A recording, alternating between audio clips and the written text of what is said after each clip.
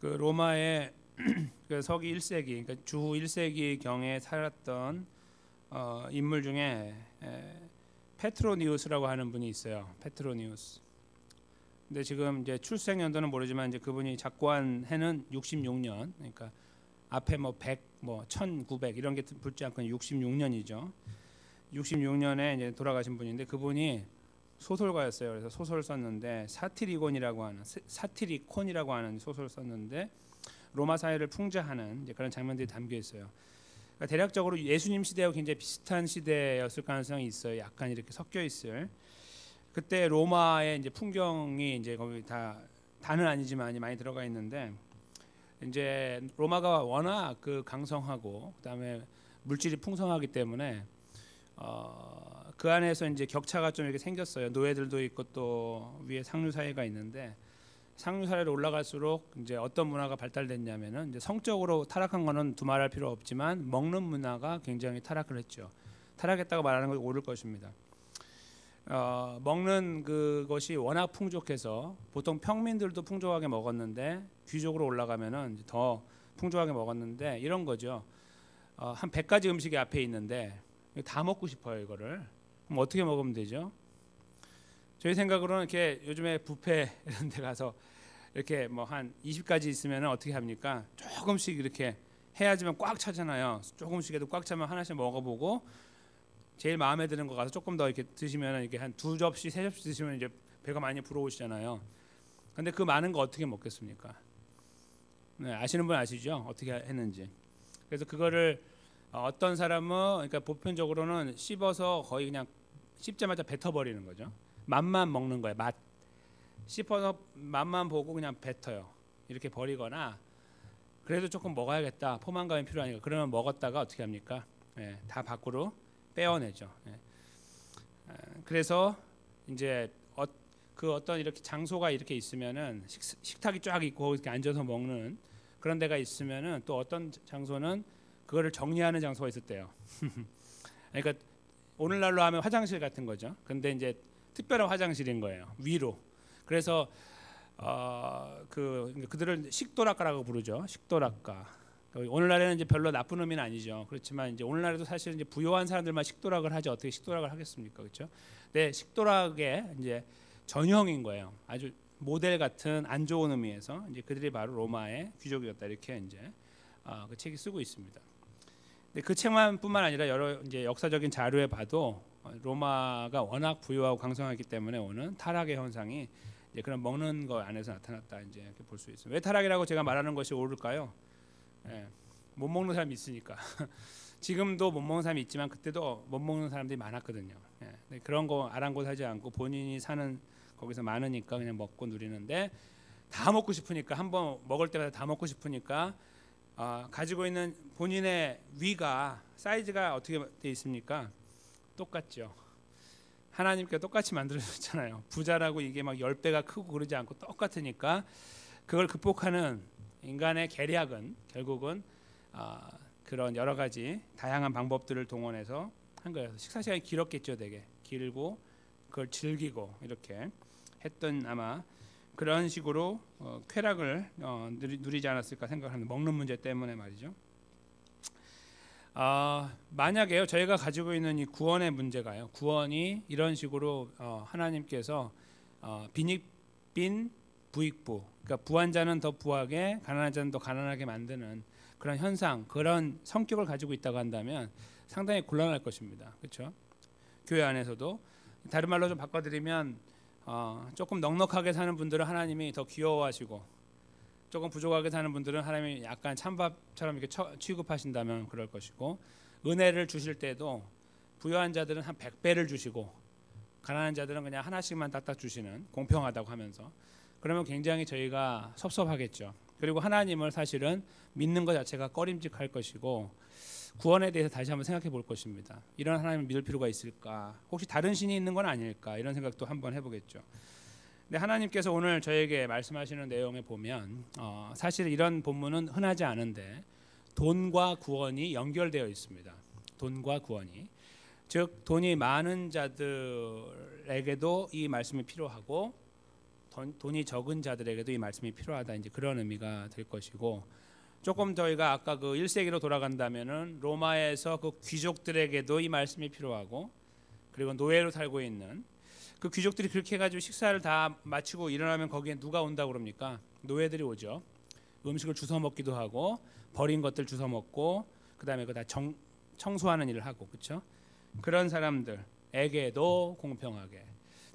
아마 60년대 정도 됐으면 아마 사도 바울이 이미 그쪽에서 복음을 나누고, 사실은 사도 바울이 로마 교회를 세운 것은 아닙니다. 하나님이 세우셨어요. 특별한 지도자 없이. 그래서 이미 로마 교회가 그곳에 자리 잡고 있을 때에 로마 교회에 편지를 보냈을 뿐이죠. 나중에 이제 사도 바울이 순교하기 위해서 이제 로마로 가게 되고, 그때에 말년을 로마에서 보내게 됐기 때문에 이 지금 분위기상으로 보면은 이런 것들을 경험하고 있는 상류 사회와 하류 사회가 하나가 돼서 교회 안에 있었을 가능성이 있다는 것이죠. 그리고 이제 카타콤, 그 지하 교회, 거기에 들어가는 사람들 중에는 사실은 로마 황제의 가족이 있었다고 사도 바울이 쓰는 걸 보면 결국은 그 안에는 하늘과 땅 차이의 사람들이 함께 모여서 하나님을 예배했을 가능성이 있습니다. 그런 걸 보면 저 사람은 우리 집에서 내가 버린 쓰레기 치우는 사람인데 여기 와 있네. 그 사람이 거기 함께 있는 거고, 저 사람은 내가 하늘처럼 모시는 상전인데 여기 계시네. 이렇게 생각할 수 있는, 그 사람들이 섞여서 하나님을 예배하는 그런 상황이 되었을 가능성이 있다는 거죠. 그런 상황 속에서 이 본문은 그들에게 굉장히 큰 의미를 주었을 것입니다. 그렇죠? 어차피 태어난 것이 그런 운명인 줄 알고 살았던 그들에게 그냥 다른 것 한 가지 공통 부모는 예수님뿐인 줄 알았는데 그것이 아니라는, 그 예수님만 그렇게 갖고 있는 것으로서 그냥 모든 걸 타협해 버리는 것은 옳지 않고, 이 예수님이 계신다고 한다면 조금 더 다른 이 시각을 가져야 된다는 것을 그들이 아마 이런 말씀을 읽어나가면서 발견했을 가능성이 많아요. 사도 바울은 로마서에서 막 직접적으로 폭탄을 날려갖고 터뜨리죠. 똑바로 하라고, 그렇죠? 양쪽을 다 징계를 합니다. 책망을 하고, 윗사람들은 윗사람들이 그렇게 하면 안 된다, 아랫사람은 아랫사람이 그렇게 하면 안 된다, 이런 걸 해서 이렇게 계속해서 교회를 세워나가려고 하는 그런 그림을 그리는 것을 찾게 되지만, 오늘 본문은 이제 그것을 서포트하는, 보충하는 또 하나의 본문이 된다고 볼 수 있습니다. 과연 돈으로 환산되는 구원은 얼마쯤 될까요? 한번 저희가 생각해 보도록 하겠습니다. 오늘 본문을 잠깐 들여다보시면 그동안의 성막을 저희가 이렇게 수요 예배 때 몇 번 말씀 나누었던 걸 기억하시죠? 성막과 관련해서, 제사장과 관련해서 이런 것들을 새벽 예배 계속 읽으면서 저희가 이 본문을 계속 나누고 있기 때문에 이제 그 본문을 따라가는 거예요. 근데 그 성막의 어떤 이 내용물들이 이제 거의 다 마무리돼가는 그런 가운데 속전이 나온 거예요. 속전, 영어로 어텀먼트라고 하는 속하다 그런 의미인데요. 속전, 그것을 위한 돈이에요. 속함을 위한 돈, 이거를 이제 하나님께서 명령을 하시는 장면이 나옵니다. 이제 11절에서 시작해서 12절에 가시면 모세에게 말씀하신 거죠. 내가 이스라엘 자손의 수요를 따라 조사할 때, 이제 인구 조사를 하는 이제 그런 것을 말해요. 이제 사람을 계수할 때 이제 숫자를 세는 것이니까 수요를 따라 조사한다, 그 말은 이제 인구 조사한다 이렇게 볼 수 있는데, 조사받은 각 사람은 그 생명의 속전을 여호와께 드려야 된다. 이렇게 속전 이야기가 나오고, 왜냐하면 그 계수할 때 그들 중에 온역이 없게 하기 위함이다, 이렇게 이제 말씀합니다. 그래서 순서대로 이렇게 읽어 나가시면 이런 느낌을 받죠. 속전을 내면은 온역이 없고, 속전을 안 내면 온역이 있다, 이렇게 이제 이해가 되시죠. 그래서 속전이 이제 온역을 처리하는, 온역이 몰려올 때 속전을 내서 처리해 버리는 어떤 그러한 방편으로 느껴질 수 있습니다. 그렇죠? 그리고 이제 그렇게도 이해하는 것이 그 본문상으로 보면 틀린 것은 아니지만, 이제 전체적으로 흐름을 다 보고 나서 다시 본다면 그런 의미는 아니에요. 오히려 더 큰 의미가 있는 겁니다.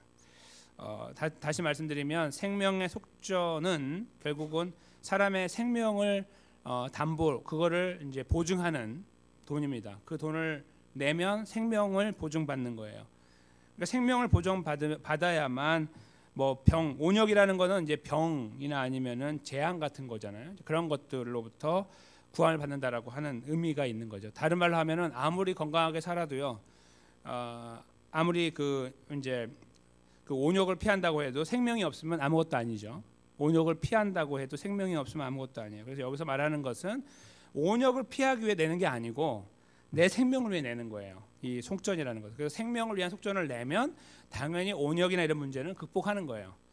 왜냐하면 나에게 생명이 있으니까. 이제 그런 의미가 더 있는 거죠. 그러니까 돈 내고 병 하나 극복하는 그런 의미가 아니다. 이렇게 저희가 이제 여기에서 내용을 먼저 이해하면 좋겠고요. 그래서 이제 속전을 내라고 하셨어요. 사람을 이제 조사할 때. 근데 이제 그 내용을 조금 더 발전시키죠. 뭐라고 하시냐면 13절에 계수 중에 드는 자마다, 즉 이제 그 돈을 내야 되는 사람들마다 성소의 세겔대로 반 세겔을 내라 그랬습니다. 성소에서 사용하는 특별한 이제 기준이 있는데 그건 이제 세겔이라고 부르는데 그 세겔의 반 2분의 1만을 내라 했는데 한 세겔은 20게라니까. 근데 그 중에 반 세겔을 내라고 했으니까 몇 게라를 내면 됩니까? 산수 문제이죠. 20게라의 반은 10개이죠. 그래서 반 세겔을 내라 그 말은 10게라를 내라 이거죠. 근데 그 게라는 또 뭔지 몰라요. 저희가 아직 그런 데이터가 없기 때문에. 근데 이제 세겔은 계속 쓰여지는 거기 때문에 아는데 이제 그걸 무게로 환산하잖아요. 그러면 이제 1게라로 이제 볼게요. 세겔 말고 게라로 보면 0.6g 정도 된대요. 0.6g. 그러면은 여기 10게라를 내라고 했으니까 6g이죠? 6g. 그리고 6g은 얼마쯤 될까요? 이렇게 찻잔에 쓰는 티스푼, 조그만 티스푼 있죠, 이렇게. 거기에 이렇게 물건 올린 거, 거기에 뭐 가루 하나 뜬 거, 그게 5g이래요. 그러니까 5g. 그러니까 굉장히 작은 양이에요. 뭐 밥 숟가락 딱 뜨면 15g이거든요. 밥 숟가락은.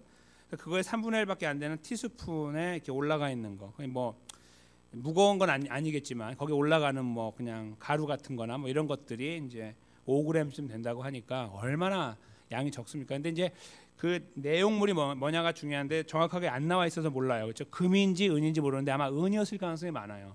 금은 너무 비싸니까 5g이라도. 그래서 아마 은이었을 가능성으로 이제 보면서 계산을 합니다. 이제 실제 돈으로 계산하는 학자들은 이제 그렇게 생각합니다.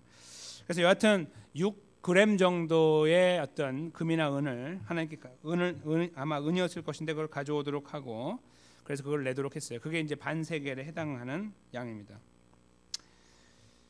근데 저 13절에 나와 있는 이 세겔에 대한 문제가 있잖아요. 이제 반 세겔을 내라고 하신 이 말씀에 대한 것을 저희가 조금 더 이제 살펴볼 필요가 있는데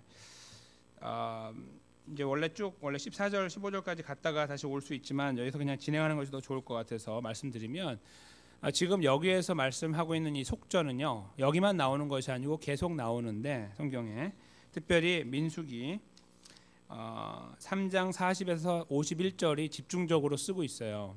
아주 자세하게 속전에 대한. 근데 이제 그걸 잘 읽어보시면 아시겠지만 거기는 오늘 말씀하시는 속전하고 달라요. 일단 다릅니다. 그래서 그걸 잠깐 설명을 좀 드리면서 속전의 의미를 좀 헤아려보는 시간을 가지려고 합니다.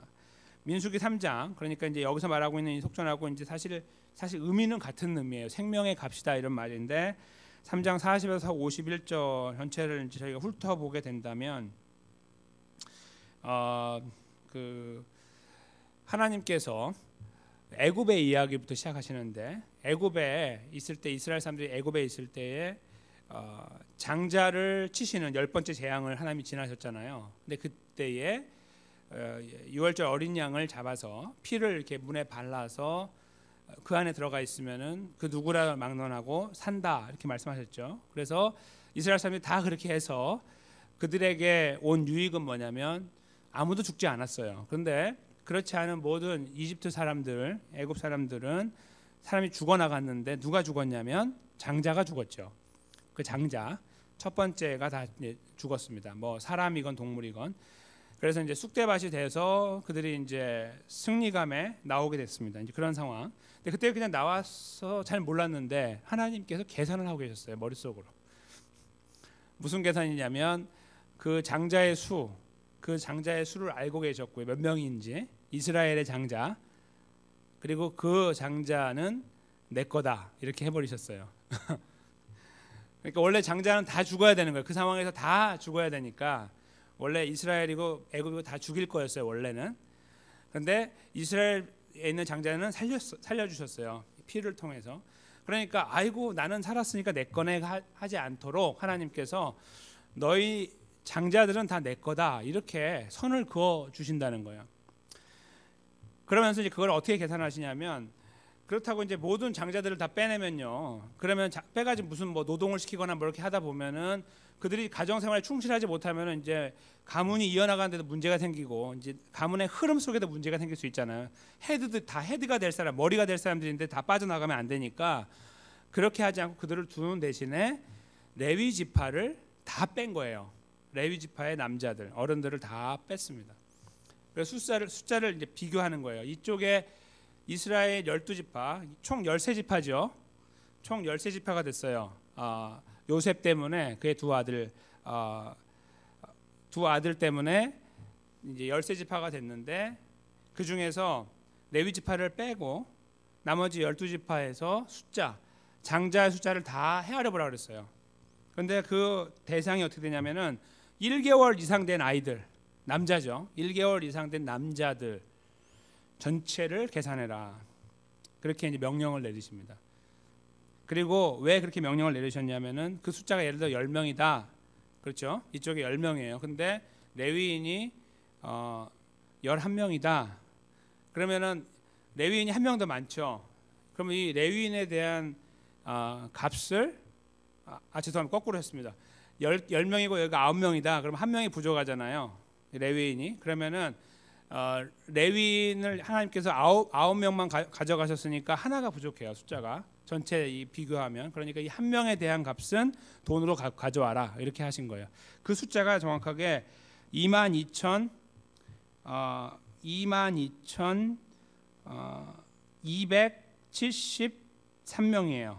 거기 43절에 나오는데 22,273명이 어디에서 나왔냐면은 이스라엘 전체 지파의 장자예요.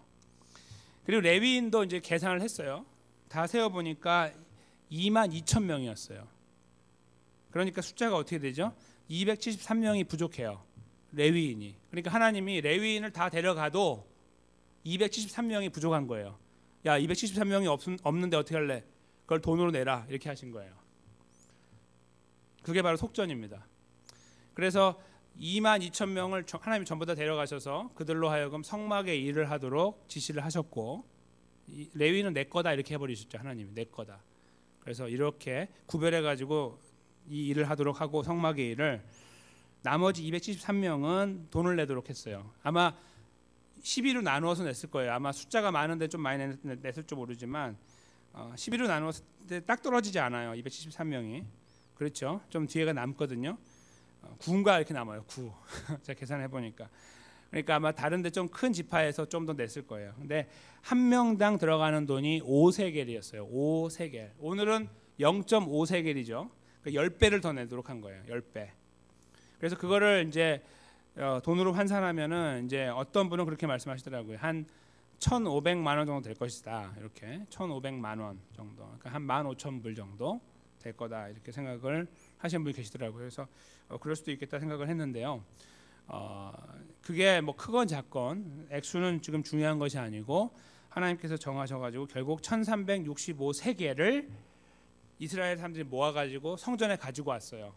그래서 본인들의 숫자로 다 채우지 못한 273명을 돈으로 하나님께 드리게 되는.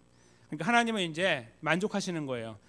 22,273명이 필요한데 22,000명밖에 내가 갖지 않았으니까 273명은 돈으로 내라 했을 때 그 돈으로 가져와서 하나님께서 이제 만족하시게 된 거죠. 이게 왜 돈으로 이런 일을 하나님께 하셨을까요? 돈으로. 하나님이 너무 돈을 좋아하셔서요? 돈을 내라고 하면 이런 걸로 하겠습니까? 금덩이 갖고 오라고 그러겠죠. 하나님이 그렇게 안 하시고 지금 이걸 하시는 이유가 있는 거예요. 돈하고 생명하고 생명의 값어치를 돈으로 한번 하나님께서 환산해 보시는 거예요. 이렇게. 그러면 5세겔이잖아요, 한 명이. 그러면은 1,500만 원이면 생명을 사는 겁니까? 그런 의미일까요? 그런 의미 그러니까 아닐 것입니다, 분명히. 그렇죠? 오늘 본문을 이제 여기에 빗대어서 이제 저희가 이해를 할 건데요. 이제 후에, 그러니까 오늘 말씀 이후에 이루어지는 게 바로 민수기 이 말씀인데요. 이렇게 해가지고 사람들이 그 5세겔씩 1365세겔을 하나님께 드리게 돼서 이제 이 사람의 문제가 해결됐어요. 근데 거기에서 하나님께서 드러내시려고 하는 것이 사람의 생명을 돈으로 바꾸는 그런 문제도 있지만 다른 것을 말씀하고 계시는 거예요. 제가 지금 말씀드린 거 그 앞에 첫 부분에 드렸던 말씀을 잠깐 기억해 보십시오. 그때 제가 무엇을 말씀드렸냐면 애굽 말씀드렸죠. 애굽. 그렇죠? 하나님께서 왜 이것을 요구하고 계시느냐 이거예요. 애굽에서 무슨 일이 벌어졌는데요? 어린 양이 잡혔고 그 피가 문에 발려졌잖아요. 어린 양의 피로 인한 구원의 역사가 이루어진 거죠. 하나님께서 여기에 이 5세겔을 내라고 하면서 말씀하려고 하시는 것은 구원은 5세겔밖에 안 된다 그런 말씀, 생명은 5세겔이다 그런 말씀이 아니라 이것은 내가 너희에게 은혜로 준 구원의 결과이다 이거이죠. 너희가 이곳에 살고 있는 이유는 내가 어린 양의 피를 통하여 너희를 구원했기 때문이다. 그 내용을 말씀하고 싶은 거예요. 돈 문제가 아니고 이 문제 앞에 그 이야기를 말씀하세요. 내가 왜 이걸 너에게 요구하는 줄 아니? 내가 너희를 구원했기 때문이야. 이렇게 말씀하시거든요. 그래서 사람들은 구원의 가치에 대해서 알겠습니다. 뭐 감사합니다. 됐죠? 이렇게 끝나려고 하죠. 근데 하나님은 그렇게 안 하시는 거예요. 아니, 이리 와봐. 정확하게 계산하자. 22,000명, 너는 22,273명, 273번 내 돈 내. 이렇게 하시는 거예요. 돈 달라고 하는 게 아니에요. 돈 달라는 게 아니라 한 명 한 명 꼼꼼하게 하나님께서 페이한다. 돈을 낸다, 지불해서 살린다 그런 의미가 있는 거예요. 내가 너를 위하여 지불하고 살렸다. 내가 값을 지불했다. 너희가 이것을 내므로써 내가 너희에게 베푼 이 구원의 가치를 조금이나마 이해한다. 이런 말이죠. 계산해서 얻는 것이 아니라 그렇구나. 하나님께 정확한 분이구나 하는 것을 여기서 알게 된다는 것입니다. 그런 다음에요. 이 돈에 대한 문제가 지나가서 오늘 그 13절에 말씀하신 제가 나누었던 반세겔 문제, 그러니까 뭐 얼마 되지 않아 보이는 그거, 그러나 그것이 바로 하나님께서는 정확하게 따져 나가시면서 한 명당 0.5세겔 그렇게 내도록 하나님이 하셔서 이 돈의 가치, 우리가 돈을 지불해야 얻는 것이 생명이다 하는 거, 그냥 프리로 받아갖고 땡큐 하는 게 아니라 거기에 생명을 뭔가를 지불해야만 생명을 얻는다 하는 이 계산 관계를 형성하고 계시는 거예요. 이 관계가 매우 중요합니다.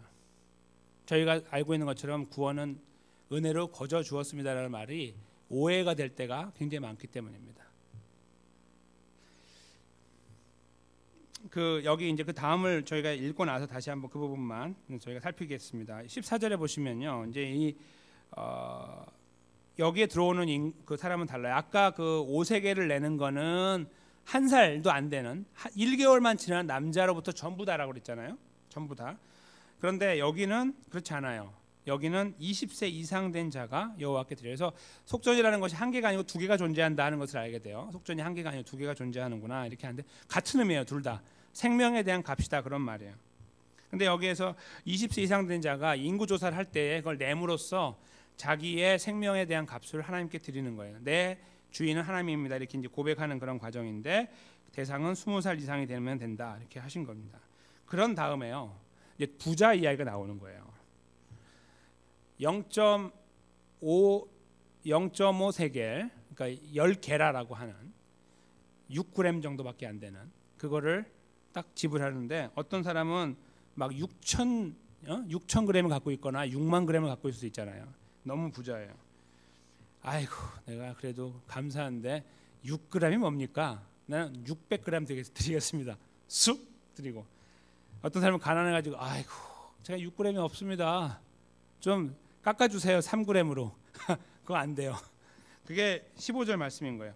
부자라고 반세겔에서 더 내지 말고 가난하다고 덜 내지 말아라. 이게 기가 막힌 말씀이죠. 이게 바로 아까 그 로마 교회 말씀드린 그 내용하고 접목이 되는 겁니다. 로마 교회 상류 사회 저 끝을 치고 있는 사람하고 하류사에 저 바닥을 치는 사람이 함께 예배를 드리는 것은 상상할 수 없는 겁니다. 한국의 이제 구한말에 이제 교회가 들어가서 선교사님 들어가서 이제 예배당을 세우고 복음을 전했을 때 가장 발생한 큰 문제가 무엇이었겠습니까? 양반과 쌍놈이 함께 예배드리는 겁니다.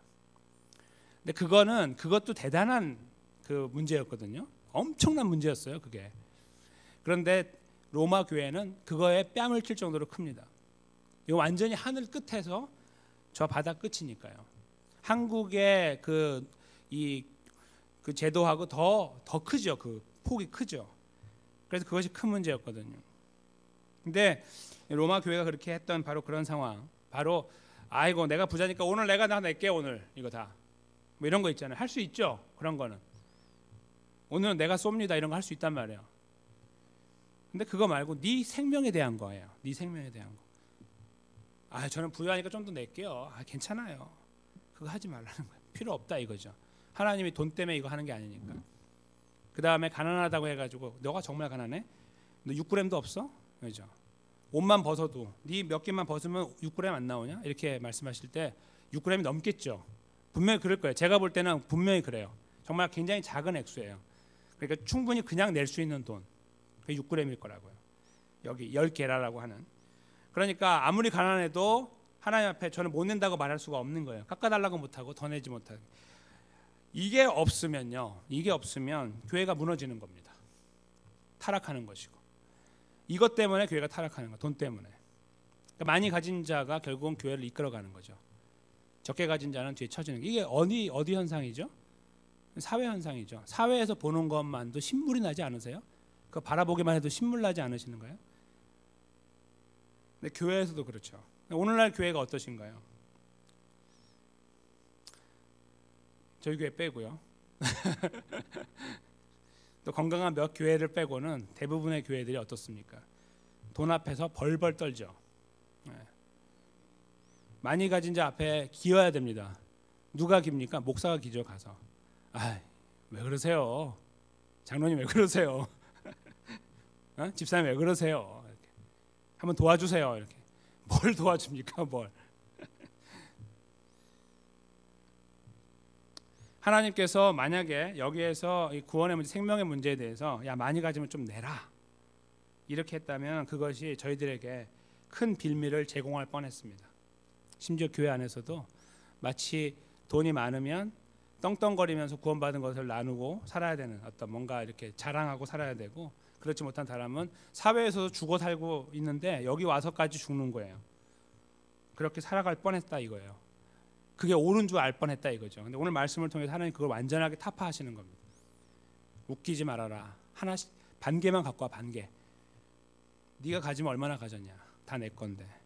반개만 갖고 와. 이렇게 말씀하시고. 다른 말로 하면은 생명에 대한 것을 동일시하신 거예요. 그 사람의 신분 모르겠어요. 높을지 낮을지 뭐 가진 거 모르겠습니다. 그러나 네 생명과 이 생명은 똑같아 이거죠. 세상에서 그런 말 하잖아요. 생명은 다 똑같아. 그렇죠? 생명은 다 귀하다. 이런 말이 사실은 여기에서 이렇게 시작된 거죠. 어떻게 보면. 그러니까 생명이 똑같다라는 것을 하나님께서 이 속전을 내는 이 과정을 통해서 드러내신 거예요. 그러니까 돈 많이 거두려고 한 것이 아니라 이것을 통하여 생명은 원바이원으로 하나씩 사는 거다. 이렇게 분명하게 대가가 필요하다. 이것을 아까 제가 말씀드린 것처럼 말씀하고 계시는 것입니다. 그리고 이제 그 대가를 모아서는 성전 봉사에 쓰도록 16절에 규정을 하고 계시죠. 그래서 다 모은 것은 그냥 어디다 뭐 처분하지 누가 갖지 말고 회막 봉사하는데 사용할 수 있도록 해라. 왜냐하면 나중에 이제 그들이 쓸 수 있는 11조는 따로 모아서 그들을 서포트했기 때문에 생활할 수 있는 것은 서포트가 됐어요. 그리고 잘 생각해 보시면 아시지만 그 레위인 또 제사장들이 받은 11조가요. 다 모으면 10%씩 모으면 어떻게 되죠? 120%죠. 더 많아요. 수입이. 그러니까 보통 그 지파들이 벌어들이는 것보다 30% 더 받는 거예요. 그들이 다 모아서 주면 120%가 되거든요. 10%씩 모아오면. 그러면 그쪽에서 받는 액수는 120%를 받는 거예요. 그렇죠? 그래서 그들이 부족하지 않아서 그들이 이 일에 골몰할 수 있도록 하나님이 다 제도화해 놓으신 거예요. 근데 이렇게 안 됐죠. 그냥 금방 무너졌지만 그게 하나님의 뜻인 거예요. 그러니까 그렇다고 부유하게 살게 하라 그런 말이 아니에요. 제가 드리는 말씀은 하나님께서 만드신 틀이 굉장히 정교한 거예요. 저희가 생각한 것과 다르게 그렇게 하나님 만들어 주셨어요. 근데 여기에서 이제 속전은 그러므로 그들이 갖는 게 아니라 그걸 가지고 이 봉사하는 데 쓸 수 있도록 하나님 또 제도를 만들어 주신 거죠. 욕심내지 못하고 유용되지 않도록 하기 위한 하나님의 방법이 여기 이제 기록되어 있습니다. 근데 저희가 이 말씀을 이제 마무리하면서 이 생명에 대한 값을 이렇게 규정하시는 하나님의 중심, 그걸 저희가 생각하면서 아까 말씀드린 6월절 어린 양 그것과 이렇게 연관을 저희가 시켜볼 수 있습니다. 첫째로는요, 우리들의 생명의 문제는 우리가 원바이 원으로 이렇게 누가 내 것을 대신하지 못하도록 하나님께서 규정하시는 그런 장치가 있는 것을 이제 알게 되는데요. 그것만 제가 잠깐 읽어드리고요. 그 다음에 이제 마무리하겠습니다. 에스겔 14장 16절에 이제 이렇게 기록됩니다. 비록 이 세 사람이 거기 있을지라도 나의 삶을 두고 맹세하노니 그들은 자녀도 건지지 못하고 자기만 건지겠고 그 땅은 황무하리라. 나 주 여호와의 말이니라. 이게 무슨 말씀이냐면 하나님 앞에서 우리가 생명의 문제를 논할 때 공을 많이 세운 어떤 목사가 하나님 저 김아무개입니다. 제 아들하고 제 아내하고 좀 같이 거두어 주십시오. 이게 안 된다는 거죠. 너 거만 내가 한다 이거죠. 그들도 그들의 값을 내야 된다 이거예요. 그게 여기 에스겔 14장의 말씀입니다. 여기서 말하는 세 사람은 누구냐면 노아, 다니엘, 욥이에요. 이제 그 구약에서 소위 의인이라고 여겨지는 사람들, 대표적인 사람들 세 명이 그 옆에 서가지고 하나님 좀 해주세요 해도 소용 없다 이 말씀인 거죠. 자기 생명만 자기가 건진다. 나와 관계에서 그 문제는 1대1의 관계로 해결한다. 이게 하나님의 원칙이라는 겁니다. 성소의 세계, 하나님 제가 600을 드릴 테니까 여기 한 5명만 더 해주세요. 안 된다는 거예요. 네가 뭔데? 네 거만 해. 이렇게 말씀하시는 거죠. 그리고요, 이제 그게 하나님이 원하시는 생명에 대한 값이에요. 근데 저희 잘 생각해 보시면요, 저희들 생명의 문제를 저희가 하나님 앞에 생각할 때예요. 구원의 문제가 아니라고 해도요, 하나님께서 우리의 생명을 다루실 때 어떻게 다루시죠? 옆 사람 때문에 다루시는 것이 아니고 그냥 우리를 다루십니다. 여기에서 구원의 문제도 그렇지만 멸망의 문제도 마찬가지입니다.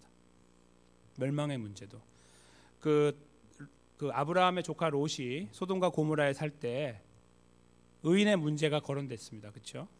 근데 의인의 문제가 거론될 때 거기에 의인이 없죠? 없어요. 근데 하나님께서 그래서 멸망시키시는데 롯은 구원을 받잖아요. 딸들하고. 그게 이제 하나님의 방법인 거예요. 그러니까 멸망도 하나님께서 다 정하신 대로 하시고 구원도 정하신 대로 하시는 거예요. 다 속전에 문제가 있는 거예요. 속전을 안 낸 자들, 예를 들면 그런 거죠. 다 멸망이고 속전을 냈으면 구원을 받는다. 근데 속전이 뭐냐 이거예요. 그러면 정말 돈입니까? 돈? 아니요. 하나님께서 여기 아까 그 민수기에서 말씀하시려고 하는 것은 그 속전의 의미는 너희가 돈을 내서 이걸 이렇게 보여줌으로써 이게 이렇게 사는 거구나 이렇게 알게 하신 것뿐이지, 사실은 이 속전의 진짜 의미는 예수님의 십자가이죠. 십자가의 보혈입니다. 그래서 하나님께서 이 말씀을 하실 때에 애굽에서 너희가 문설주에다가 양의 피를 발라서 살았다 하는 것을 각인시켜 주신 거예요. 그것 때문에 내가 속전을 요구한다. 왜냐하면 속전이 없으면, 이런 게 없으면 너네가 흐지부지 그냥 지나가니까, 정신 못 차리고 이게 감사한지 모르고 지나가니까, 이걸 내므로써 이게 나 하나씩 하나씩 들여갖고 이렇게 얻는 것이구나 이렇게 알고 있으니까. 근데 그 전체적인 값을 누가 지불하신 겁니까? 바로 그 양의 피가 그들을 살린 것처럼 먼 훗날 예수님께서 이 땅에 오셔서 십자가에 돌아가시고 부활하시는 바로 그 피값으로 저희가 똑같은 자리에 서게 된 거죠. 그래서 구원의 값을 저희가 따져본다면 별거 안 돼 이렇게 말할 수도 있고, 아니면 대단한 것 같아 이렇게 보일 수도 있는데, 그런 의미가 아니라 한 명 한 명이 다 구원에 대한 책임을 하나님 앞에 물어야 된다 이겁니다. 그 값을 지불해야 된다. 그런데 사실은 저희들은 구원의 값을 지불할 수 있는 능력이 없다 하는 것이죠. 예수 그리스도께서 그래서 이 땅에 오셨고 우리를 위해서 돈을 지불하신 겁니다. 속전을 내신 거예요. 영원한 속전을 십자가에서 단번에 치루어 주신 것이죠. 우리가 더 이상 속전을 내서 구원을 확신 받을 필요도 없고 그걸 들여가지고 뭔가를 더 얻을 것도 하나도 없습니다. 다 끝난 겁니다. 예수 그리스도 안에 있으면 새로운 피조물이라. 이전 것은 지나갔으니 보라 새 것이 되었도다. 완전히 새로운 삶으로 그렇게 우리가 예수 그리스도에서 태어나고 살아가게 된 것은 바로 영원한 속전을 허락하시고 그것을 치러 주신 하나님 아버지와 예수 그리스도의 구원의 은혜 때문입니다. 그래서 저희가 이 말씀을 이렇게 마무리하면서 돈으로 따져본 구원, 이 제목의 말씀을 저희가 마무리하면서 떠올려야 되는 것은 감사라는 것이죠. 감사입니다.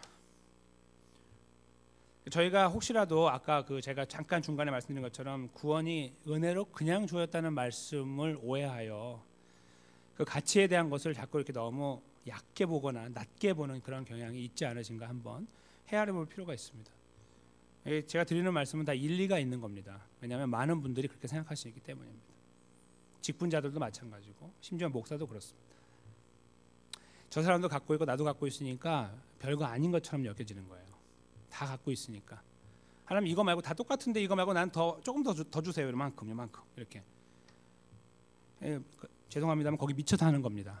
죄송한 표현이지만 맞는 거예요. 하나님 앞에서는 엉뚱한데 미쳐 있는 거죠. 하나님이 여기서 지금 이 속전을 통해 말씀하시는 것은 야, 너 그래 6만 개 갖고 있어봤자 뭐하냐? 내가 너의 속전을 내가 취하지 않으면 넌 다 아무것도 아닌데. 너가 많다고 주지 마. 안 받아. 필요 없으니까 0.5세겔만 내 이거죠. 저는 아무것도 드릴 게 없는데요, 하나님. 0.5세겔만 내라 이거죠. 그 세겔이 뭡니까? 이 속전이 뭡니까? 예수 그리스도. 예수 그리스도만 믿으면 된다. 이렇게 말씀하시고 예수 그리스도 믿는 믿음을 우리에게 주셔서 우리가 구원을 얻게 됐습니다. 예수님의 핏값입니다. 그렇죠? 예수님의 핏값이에요. 이래도 별거 아닙니까? 예수님의 핏값이 우리를 살려 이 구원의 자리에 우리를 안전하게 세워주신 겁니다. 돈으로 지불했다면 수천억 원, 수천조가 될까요? 모르겠습니다. 예수 그리스도의 핏값은 그러므로 저희가 평생 감사하고 살아도 부족한, 저희가 지옥 같은 삶을 지금 산다고 해도 그것을 커버하고 넘을 수 있는 능력이 있습니다. 왜냐하면 그 지옥 같은 삶이 우리를 삼켜서 지옥으로 끌고 가지 못하니까요. 그게 바로 예수님의 피의 능력. 예수님께서 지불하신 우리같이 연약한 자들의 생명의 속전의 능력이 됩니다. 그러므로 저희가 감사함을 가지고 산다는 것은 그냥 하나님 감사합니다 찬양하는 그런 것들은 아이들이 하는 겁니다. 아이들이 그런 게 아니라 삶에서 고민하는 거죠. 이것이 맞는 것인가? 이것이 올바른 것인가? 내가 진실로 주님께 나를 왜 십자가에 돌아가신 사건에 대하여 감사하고 살고 있는가? 내가 아직 돈을 내지 않아서 몇 억을 내야 되는데 하지 않아서 모르는 것이 아닐까? 이런 겁니다. 그 돈을 내시라는 말씀이 아니죠. 우린 그런 시간을 지나지 않았기 때문에 어쩌면 예수님의 피값이 베푸시는 은혜가 얼마나 큰지 잘 모르고 그냥 가고 있는지 모른다는 거예요. 너무 배가 고프고 목마른 거예요. 세상에. 안타까운 현실입니다. 그렇죠? 그래서 그런 걸 바라볼 때마다 그렇게 기도할 때가 있습니다. 하나님, 주님 빨리 오시면 좋겠습니다. 이거 뭐 교회고 뭐고 다 망가져 버렸는데 이게 뭐 하나님께 무슨 영광이고 뭐고 아무것도 없는데 뭐 교회가 지어지고 세워지면 답니까? 다 썩어 있는데 아무것도 아니에요. 그거 아무것도 아니에요. 그게 뭡니까? 그거 세워져 봐도 소용없는 거죠. 삶이 다 무너져 버렸고 풍비박산 났는데 똑같이 살고 있잖아요. 주님이 빨리 오실 수밖에 없는 거예요. 빨리 오셔야 돼요. 그래서 그리스도인들이 정말 세상을 살면서 이런 현실을 앞에서 있을 때 우리 가슴을 치고 힘들어하고 주여 나를 불쌍히 여기서 기도하지만 그 다음에 마지막으로 외치는 것은 주여 빨리 오시옵소서예요. 너무 싫은 거예요. 이 현실이. 아프고 힘들어서가 아니고요. 우리 자신이 약함 때문에도 싫고 내 옆에가 무너져 있는 것도 보기가 마음이 아픈 겁니다. 그러나 그것으로 저희가 세상을 이렇게 무의미하게 살 수 없겠죠. 비관적으로 살 수 없습니다. 그 감사가 발전되면 저희가 우리 옆을 바라보는 시각이 달라질 거라고 생각합니다. 즉 나도 주님의 은혜로 구원받았고 이 사람도 은혜 받은 거예요. 아까 말씀드린 것처럼 교회에 부유한 자가 오건 가난한 자가 오건 상관없다는 거예요. 저희들 눈이 자꾸 거기에 안경을 몇 개씩 끼고 있기 때문에 그게 그냥 너무 익숙하잖아요. 좀 향기 나는 사람이 오면은 그 옆에 앉고 싶고 대화도 한번 걸어보고 싶고, 차가 굉장히 좋은 차를 타고 오셨네요. 좀 더 가까워지고 싶고, 저 사람은 걸어오셨네요. 아유 안녕히 가세요 빨리 이러고요. 우리들의 현 주소라는 부분을 저희가 여기 마지막 부분에서 캐치할 필요가 있지 않을까 생각해요. 정말 주님이 속전되셔서 나를 구원하셨다. 저분도 그 피로 구원하셨고 여기 약해 보이는 이분도 그렇게 구원하셨고, 그래서 우리 안에 감사함이 있다고 할 때 우리는 겸손하게 되어 있고 서로를 불쌍히 여기며 바라보고 품어주고 용납하고 사랑할 수 있는 관계로 나아간다고 봅니다. 그것이 이 이스라엘 공동체가 이 말씀을 따라가면서 살아가야 되는 참된 모습이 되었을 것입니다. 하나님은 그것을 원하셨을 것이라고 믿습니다. 오늘날 저희들 21세기를 사는 저희들도 마찬가지입니다. 저희가 생각하며 꿈꾸며 가야 되는 걸음은 그냥 하나님 감사합니다, 알겠습니다, 땡큐, 그것이 아니고 어떻게 그것이 삶에서 나타나고 보여질 것인가가 관건으로 남아있다는 것입니다. 주님이 나를 위해 십자가에 돌아가신 그 사랑을 기억하는 그대로 우리 주변을 바라보고 품어주고 사랑하고 아껴주고 불쌍히 여기며 용납하고 이해하려고 노력하는 그런 모습으로 우리가 돈으로 따져본 구원의 끝자락에서 아이고 그렇군요라고 주님 앞에 외치면서 겸손히 고개를 떨궈야 되는 그런 모습이 아닐까 생각을 합니다. 오늘 살아가신 여기 모든 성도님들, 저를 포함하여 사랑하는 성도님께서 다시 한번 이 말씀 위에 힘있게 서기를 원합니다. 베푸신 구원의 은혜, 참된 가치를 알게 해달라고 기도하고, 그것이 우리 안에 더 깊이 파고 들어와서 그 풍성함을 고백하고 경험하고 이해하고 받아들이고 누릴 수 있고 나눌 수 있는 그런 자리에 설 수 있도록 해달라고 기도하기 원합니다. 그래서 참된 하나님 백성, 정말 따져본 사람입니까? 예, 따져봤습니다. 그래서 내가 이렇게 고개를 숙입니다 라고 하는 정말 하나님 기뻐하시는 자의 모습으로 세워져 나가는 저희 모두의 삶이 되시고 우리 교회의 걸음이 되시기를 주님의 이름으로 간절히 축원합니다. 함께 잠시 들으신 말씀 위해서 기도하는 시간 갖겠습니다.